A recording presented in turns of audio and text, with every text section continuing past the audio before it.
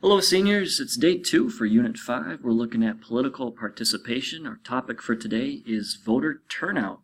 If you haven't taken the FRQ daily quiz, pause the video and do that now. And once you've taken the quiz, take 15 minutes. Again, use your notes, not the textbook, but your notes are fine. Once you're finished with that, resume, and I'll introduce to you the activities and get you going with that. So, continuing on, we are working with this last standard, the standard on the bottom, methods of political analysis and factors associated with political ideology, efficacy, structural barriers, and demographics that influence the nature and degree of political participation. So on Monday we looked at the Constitution and specifically amendments in the Constitution and legislation that has protected voter rights or extended suffrage to more Americans. And now that more Americans than ever have the right to vote, who's voting and who's not voting? Why do some people vote and why do others not vote? Those are some questions we want to explore today. So our big question here, learning objective, explain the roles that individual choice and state laws play in voter turnout in elections. AMSCO touched upon both of these concepts very, very well, so if you didn't get to AMSCO, definitely do that. Today we're going to focus on individual choice. And tied with to individual choice is a sense of efficacy, political efficacy. It's the belief that you can influence the government, that your actions have an effect, a positive effect, and people with strong feelings of efficacy tend to vote more often. And I wouldn't say just vote, but they tend to participate in politics more than people that have a low sense of political efficacy. And we think about political participation and political socialization, and we oftentimes learn about political behavior and even political efficacy from our family. And so if your family members vote, you're more likely to go out and vote as well. If your family has a high sense of political efficacy, you are as well. But there are many ways to participate in politics. It's not simply voting. You can have a high sense of political efficacy by engaging in other forms of political participation. The key point is that if you have efficacy, you are more likely to be involved and participate, and you have this underlying belief that your voice matters and you can make a difference. And a lot of the graphs that we're going to be looking at today are going to break down voter turnout and participation based on demographics. And so remember this term that we looked at in our last unit, these different ways in which we classify individuals, both ways that are visible and invisible. And a lot of these graphs are categorized by various demographics, such as gender or age or education level, socioeconomic status, so on and so forth. So I'm going to introduce to you the two sets of gallery walks that you're going to do. I've actually got two sets of graphs. One of the handouts I gave you is a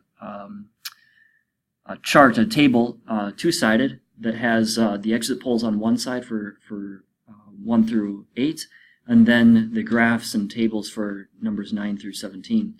I'll just introduce to you 9 through 17 first, and then flip back to the exit polls 1 through 8.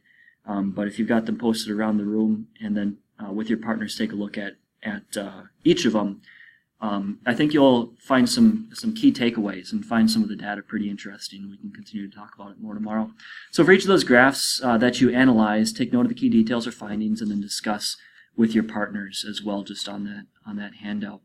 So my next slides are those graphs themselves. I'm going to go past those and then introduce to you the exit poll analysis, and then pause the video, stop the video, and go ahead and do that for whatever time that you need.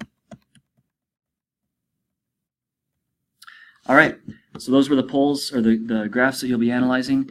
The other thing that you'll analyze are 8 exit polls. And an exit poll, if you recall, it's based on interviews that are conducted on Election Day with randomly selected voters. These are taken right outside of a precinct, and they randomly select individuals and ask them if they can ask them certain questions. They get a lot of that demographic data, and then they ask them how they voted, Republican or Democrat.